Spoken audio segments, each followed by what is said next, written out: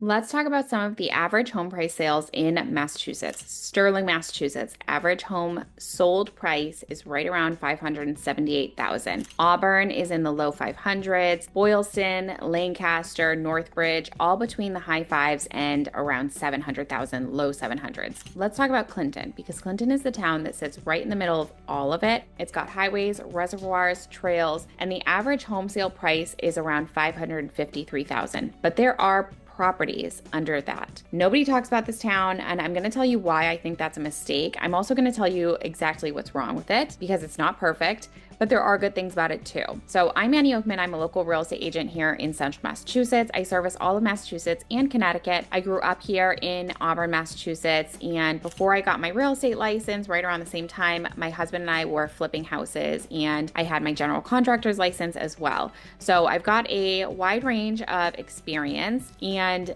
a lot of that will matter for the town that we are going to be discussing. So, quick note on what I mean by underrated, because I think that a lot of people use that word lazily. Underrated does not mean cheap. Southbridge might be considered cheap. Athol might be considered cheap. Those are cheaper home prices. But underrated really means that you are getting more for the price tag than it suggests that you should. So, here's my test. I've got 3 questions for a home that would be considered underrated. 1, can a first-time homebuyer actually afford it on a normal Central Massachusetts income? 2, does it have real stuff? Not its closest stuff, actual amenities in town, an actual center of town, actual trails, something going on in town. And 3, is there starter inventory? We don't want to see brand new colonials, 3 bedrooms, 2 bathrooms on 2 acres of land. That's not what most first-time homebuyers are looking for, no matter how beautiful those neighborhoods are. And Clinton really is one of the very few towns that actually has whole neighborhoods that pass all 3 of these questions. So let's take a look at where Clinton sits. It's tucked right up against the Wachusett Reservoir. It's minutes from 190, 20 minutes from 495. Worcester's about 15, 20 minutes from there. And it's really a very similar, like exact same location profile as Sterling, Boylston, Lancaster, but all of those towns have homes that are higher priced, closer to the mid 600s, 700s, and even upwards of $900,000. So we're really talking about a significant difference from the towns that Clinton truly borders. Let's put that in payment terms because that's the number that actually is going to matter to you. At today's rates, roughly speaking, every $100,000 of a mortgage is somewhere in the neighborhood of $650 a month in principal and interest. So a $100,000 price difference is around $650 a month every single month for 30 years. So that's a car payment. That's a grocery run or a couple grocery runs if you're lucky. But the down payment gap is also just as real. 5% down on a $440,000 home is $22,000, and 5% down on a $555,000 home is $27,750. So for a lot of first-time home buyers, that difference is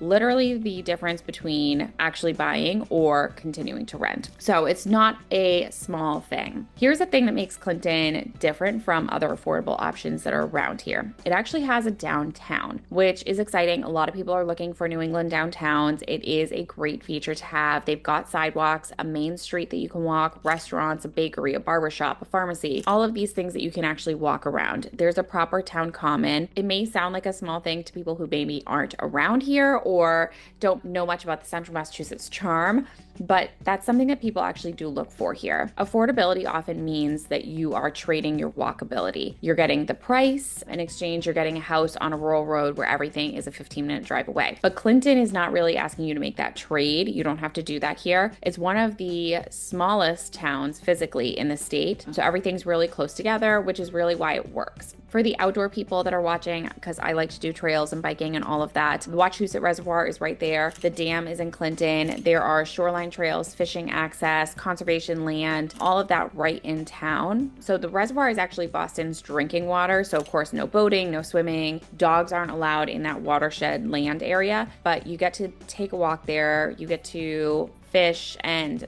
Honestly, it's all really nice. So one thing that I really love about Clinton is it's an old mill town. So that means that the housing is really, you can get small capes, you can get older colonials, and you can get a lot of two families, which actually I have a friend that just purchased a single family home, which is really cute, and they're actually fixing it up a little bit. And my sister-in-law just purchased a two family home there. I have clients that are looking in Clinton. So I have a lot of clients that are actually looking in the area because it's got a variety of homes as well. So if you've been watching my channel, you've heard me talk about this before, buying a two family home, living in one unit, renting out the other. It's one of the very few strategies that actually works for a first time home buyer in this market. If you're looking for some house hacking and ways to minimize your mortgage payment, owner occupied multifamilies can go FHA. So that's the first time home buyer loan with 3.5% down. And in a lot of cases, the lender will count a portion of that rental income towards what you actually qualify for, which is really helpful when you're looking to get a loan on a property. Of course, the problem is going to be finding inventory. Most of the towns that I mentioned earlier surrounding Clinton, those don't really have any two families at all. They just weren't built that way. So Clinton is the town that actually has them. And it's a great area to take a look at. You've got the fixer inventory there, houses that need a little work, priced like they need work. And so it's really good for first-time homebuyers that are willing to put a little bit of equity into it. My husband is actually headed to my sister-in-law's property right now to help her out with a few things to increase her value. And her property actually appraised for more than she purchased it for too, which is really exciting because she has instant equity. So a lot of that older housing stock means you might have older problems also. My honest list for anything that you're looking at in Clinton, and this is really stuff that I'm checking personally, you want to look at electrical service. A lot of these homes may have smaller panels, like 100 amp panels, and some may have knob and tube. They may have fuses. So you want to look at that stuff because an upgrade to a 200 amp panel is a couple $1,000s. So that's a big project. A full rewire is going to be a lot more expensive, and some insurance carriers won't even write a policy for knob and tube wiring. So you do want to be careful about that. You want to take a look at the electrical service. You also want to take a look at heat. Oil is common here. How old is the oil tank? Oil tanks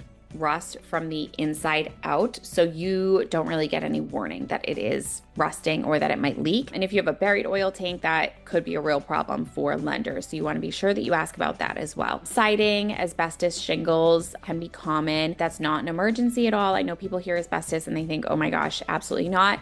Asbestos shingles is one of the things that Ricky and I have run into on our flip properties. We hired a specialist to come and take care of it, and it was not nearly as expensive as I had anticipated. That was a couple of years ago. Of course, things have changed, but definitely something to look into. There are companies that do that. Plumbing, cast iron waste lines, galvanized supply lines, those are both older. So you want to take a look at that. Check the sewer lateral too. Older ones could fail, and that would be an expensive thing to fix also. Walls could be plaster overlap, not drywall, and that can really be a pain to open up when you want to move a wall or add an outlet or do any of those things. So just be careful of that as well. But none of those are really reasons to avoid Clinton or not buy in Clinton. It's just a reason to buy with your eyes open, as you always should, and budget accordingly, as you always should. So 4 things that I would want you to know before you fall in love with a property or fall in love with Clinton. The lots can be smaller. It is a dense town. If your dream is to have half an acre and a fire pit and a big fenced in beautiful yard, Clinton may not be the place for you. Parking can be tight in the older neighborhoods. Some of the houses have no driveways at all. Everybody that I've helped in that area, they have lucked out with beautiful lots and driveways. So you've got a variety of things, but just things to be mindful of as well. Take a look at the schools if those are important to you also. And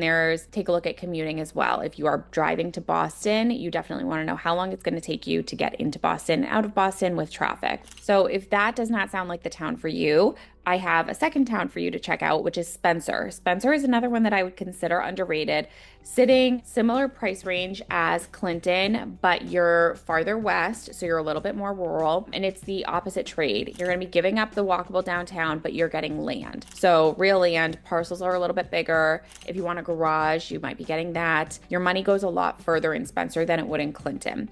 Outdoor access is great. You've got state forests, you've got ponds, you've got all sorts of things in Spencer. So if you like to be spending time outside, that could be a good area to look at. 2 things to plan for: the commute is going to be longer, like 25-30 minutes to Worcester. And if you are going any further east than that, obviously you have to add that time on as well. A lot of Spencer is well and septic, not town water and sewer. So if that's important to you, it's not a bad thing, but some people just prefer it. They have preferences, but it would change your due diligence. You want to make sure that you've got a septic Title V, and you want to make sure that your well is tested. So you want to make sure that those two things are done before you commit to a property. So Clinton, if you want downtown, you can walk, highway access, pocket of two-family inventory that could be a great starter for you. Or Spencer, if you want land and trails and you're fine with a little bit of a longer drive. Neither one is perfect. I'm not trying to sell you on a town. I'm just trying to show you where the value might be hiding if you've been searching for a while or if you're just starting your search. They're good towns to know and they're good towns to check out. But if you've been thinking about buying in the next year or so, you want to know what your number actually looks like or get an idea on some other towns, I'm happy to chat with you,